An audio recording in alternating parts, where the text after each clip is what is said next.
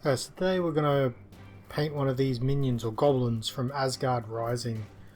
So I've primed one up. I've got the arms separate just because they're really close to the body, so I want to make that easier to paint, and we'll attach him later. So we're going to start with the skin tones first. There's two variations I use. I either start with either German field grey or grey green. And today I'm going to use field grey. Grey green just gives you a lighter skin tone. And I start with this, and then I do a 50-50 mix with the Catalan flesh, and then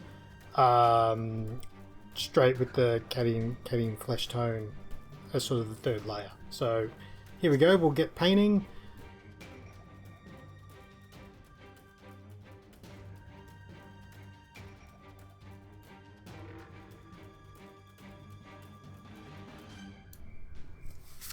Now you might need to do 2 coats to get a really good solid base, but take your time, it's quite important and it really helps the future layers.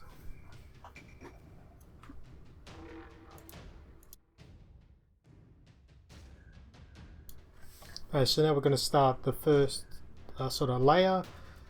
This is the 50-50 blend, so German field grey, Catalan flesh, and just work your way around on the high points. And you kind of really need to pay attention to the face and the ears, right? So you just kind of want to draw out those features.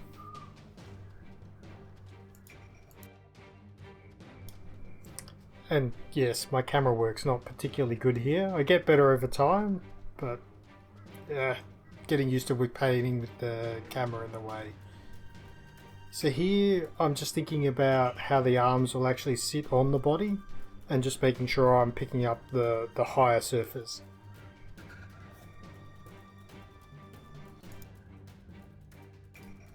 So now we're on to the third layer. This is the straight Catalan flesh. Again, just reinforcing the highlights of the previous layer and a little bit more blurry camera work. But I do get better.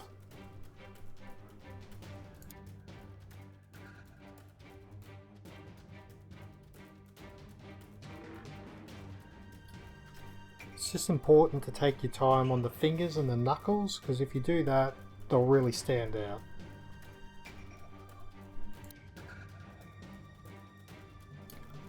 Up next we'll do a little bit more detail on the face.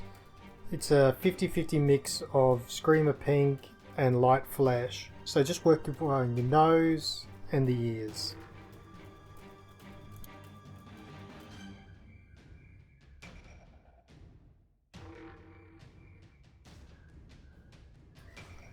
So now we're going to start working on the clothing. We're going to start with this skirt, and this is dark sea blue. So you really want to just pick some dark, dingy colours, right? You're not really worried about doing too many layers of highlights or any of this, because later we're going to do what I call post shading with the airbrush.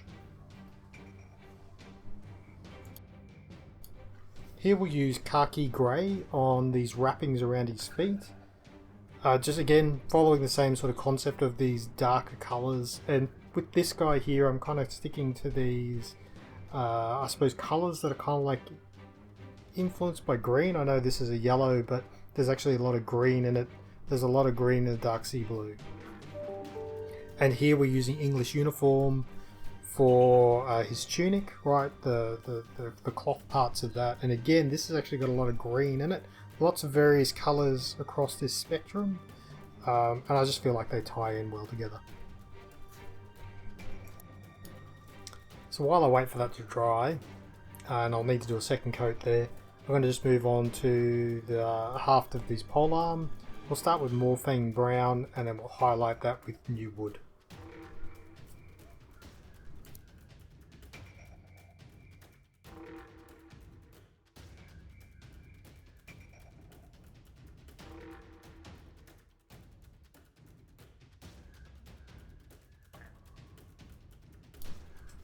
So when you're doing the highlights, you need to think about how this sits on the miniature once we glue the arms on.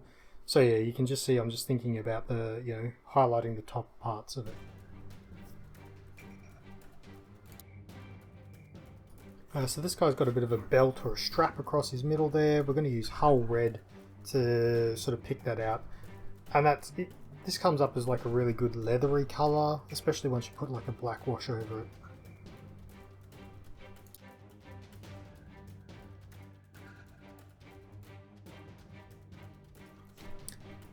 So since his skirt's probably the biggest, flattest part on him, I will need to do a highlight here. So I'm just going to take some turquoise and then the base coat of dark sea blue, 50-50 mix, and just do the highlights.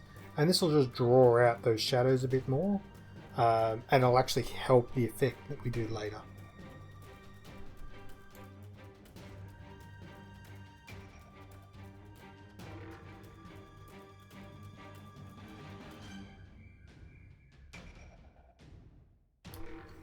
So here I'm just having a look at what else needs to be done before I get to the medals, and I really need to do his claws, so I'll use German grey for that. And I've just noticed that this guy's got a lot of little pock marks across his face, so I'm going to take that same Screamer Pink light flesh 50-50 mix and just go and pick all of them out, and that'll just help him stand out on his face a bit more as well.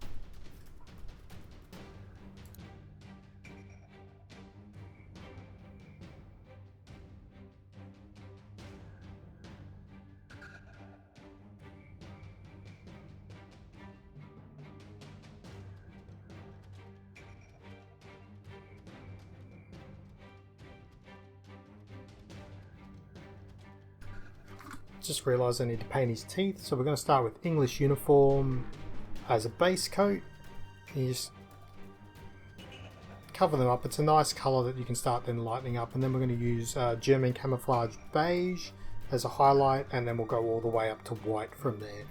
You're only putting a little bit on, but really this just helps add that depth really quickly to these rather than just trying to paint them straight white.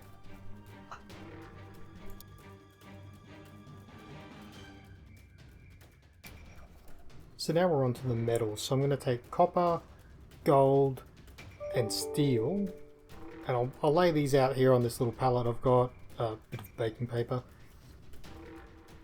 And really I'll just think about the different blends that I want to make. I probably won't use any of these straight. I might use steel straight, but really you're looking at blending these colours together to create some interesting different metals. So I'll take the copper and the gold together, and we'll make like a brassy colour. I'll use that on the shield, and you can kind of see, you know, the gold would be too strong and the copper would be too orange, so I just work with the colours I've got, and I generally find by blending them you get these really interesting tones.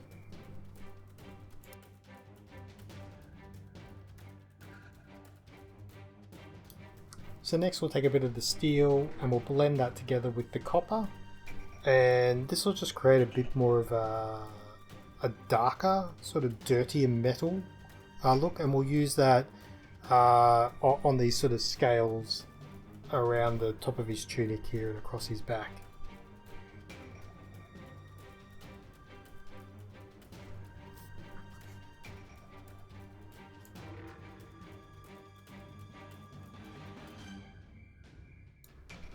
We'll also use the same colour for his gauntlets.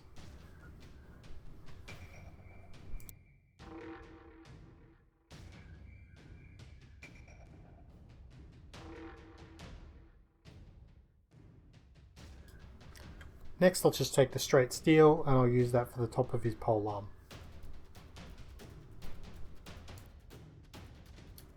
So that completes all the base coats. So I've glued his arms on, so now I can have a good look at the miniature overall and see where I'm at.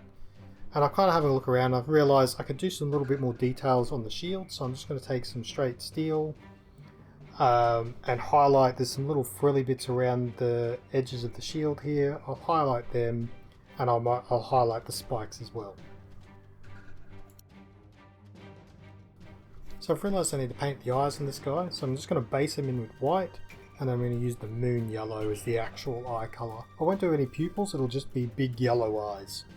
Normally I don't paint eyes on miniatures, but on these guys the eyes are quite large on their face, so it's worthwhile sort of drawing attention to them.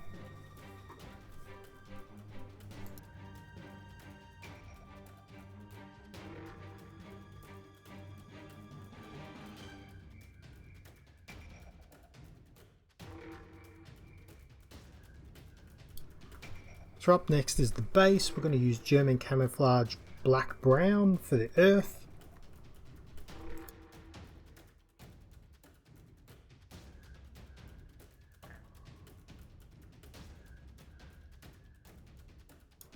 Here we're going to use spaceboost grey for basically the stalk of the little mushroom here.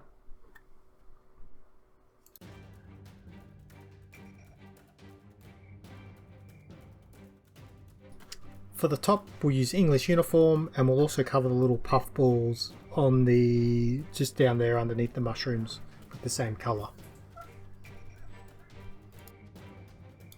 So now we'll move on to the other two mushrooms. Now we're going to use moon yellow, but we're going to use a tiny bit of the German camouflage beige in it just to knock the colour back just a little, but it'll still give us quite a bright yellow.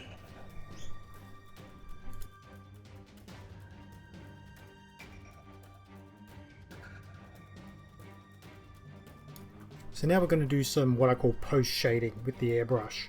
Alright, so I use two contrast paints, snakebite leather and black Templar, but you could also use these inks, right? A black ink and a raw umber.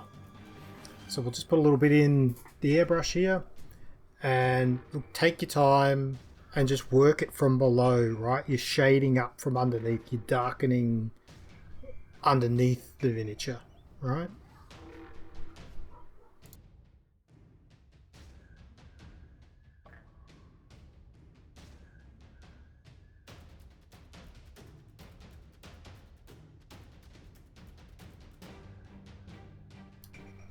This also helps us sort of achieve that sort of bit of a dirty look as well with them.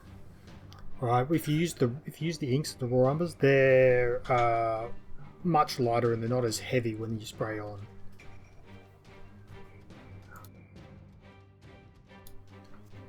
Oh, and don't forget to do the same for the mushrooms. Now we'll just use the black Templar, and this is for the really deep recesses, so up under the shield, right up on the front there, and up in his armpits. Just the tiniest amount. And that's it for the airbrush. So we let that dry, and now we're going to move on to a wash. So I'm going to use an oil wash just because it gives me more time to play with. So this is just a black oil paint and mixed with some terps as a thinner. I also keep it around in a little jar here. And again, it makes it a little bit more gritty than mixing it up clean each time, but it flows over the miniature quite easily, and you've got a longer working time with these oil-based washes.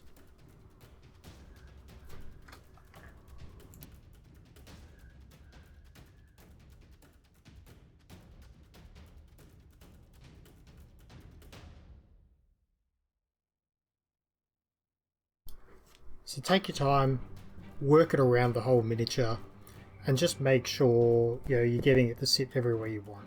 And then what you do is you just stop for a minute, take a step back, and then have another look, and then just come back and just really work it into the right little crevices.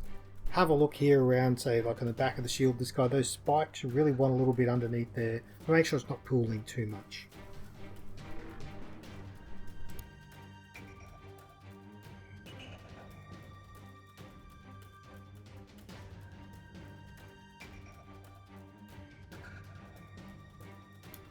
So you need to let it sit for a while.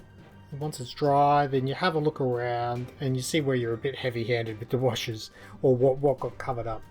On this guy here, his teeth just weren't quite standing out, so just a couple of dots of white. And then really those pink highlights on the face, they're just not quite as bright as I wanted to be. So I'm just working my way back around the miniature.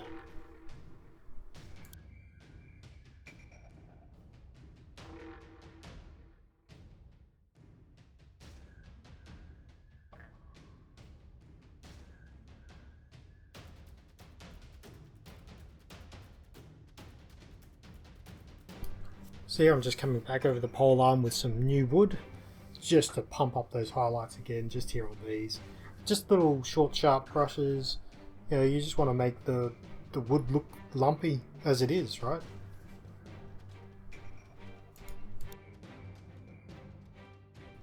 on to highlighting the metals. So I'll use gold and aluminium, a bit of a mix, 50-50 mix there to highlight these parts together. So I'll start in the shield and just, you know, pick out some of the high points on the spikes and some of the curves on the shield and across the top. But then I'll actually also use this colour here to actually highlight the actual end of the pole arm as well.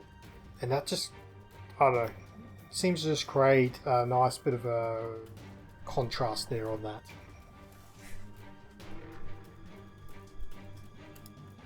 Now we'll take some straight aluminium to highlight these little pieces on the shield here that we did steel earlier, and we'll also use the aluminium to do some little bit of edge highlighting on the gauntlets all the way around.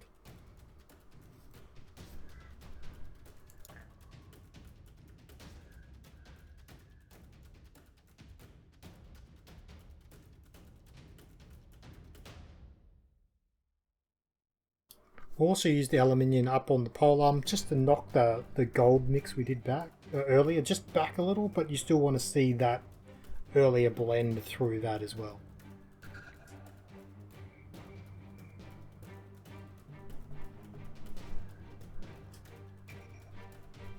Oh, and he's got a little metal plate there on his knee, which you probably just tiny highlight of that.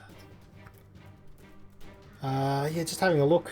Here you can see, just want to pick up the ends of the spikes, the really top of the shield there, and just almost a slight, or not quite a dry brush, but just across a couple of the bumps, just to make them stand out a bit there on that sort of scaly arbor that he's got around his torso.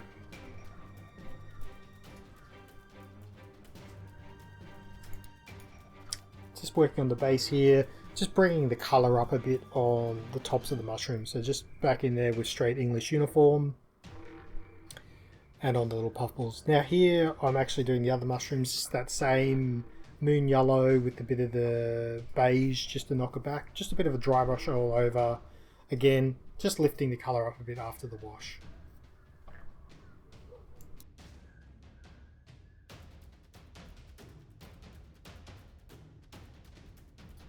And now I'll just do a quick dry brush of just straight white, just right up on the sort of the rim of the mushroom there. And now having a look at this, I probably want to give it a slight more organic colour there. So I've got a bit of a crimson wash, right? And I'll do this sort of inside the throat of these mushrooms.